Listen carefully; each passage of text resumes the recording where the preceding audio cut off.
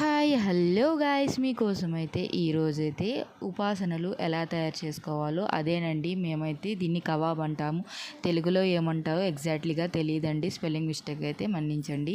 ఇంకైతే దీన్ని మటన్తో అయినా బీఫ్తో అయినా వేసుకుంటారనమాట. ఇదైతే పప్పులోకి అయితే అద్దిపోతుందండి.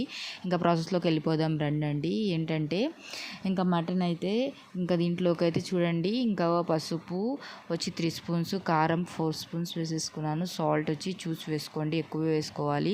ఇంకైతే కొందరు అయితే దీంట్లోకి మిరియాలు కూడా వేసుకుంటూ ఉంటారండి. ఇంకైతే అల్లం వెల్లుల్లి పేస్ట్ చేత్తో పిడికెలు వేసేసుకొని బాగా మిక్స్ చేసాను అనమాట.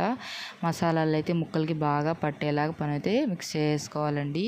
ఇవైతే చాలా బాగుంటాయండి. నేనే బక్రీద్ అయిపోయింది ఎప్పుడో చెప్తూ ఉంటారు కదా, కుక్క దొంగలు పడిన 6 నెలలకి కుక్కలు మురిగాయి అన్నట్టు అట్లా జరిగిందనమాట. నేను వీడియో ఏమో తీసానండి, కానీ ఈ ఆ పనుల్లో పడి అసలు వీడియో క్లిప్పు అప్లోడ్ చేయడమే మర్చిపోయాను అనమాట. ఇప్పుడైతే మీకోసం అప్లోడ్ చేయాలని చెప్పి నిర్ణయించుకున్నాను. అది బక్రీద్ది.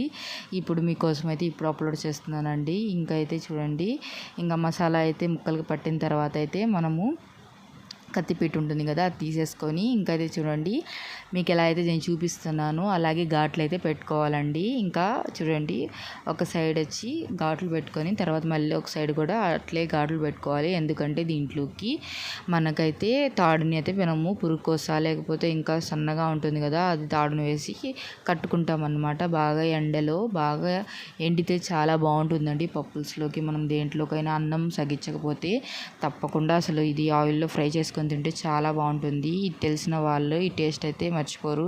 కొందరైతే ఇష్టపడరు, కానీ ముస్లిమ్స్ కదా తప్పకుండా ఇష్టపడతారండి. మీకు కానీ ఈ వీడియో నచ్చినట్టయితే లైక్ అండ్ సబ్స్క్రైబ్ చేయండి గైస్.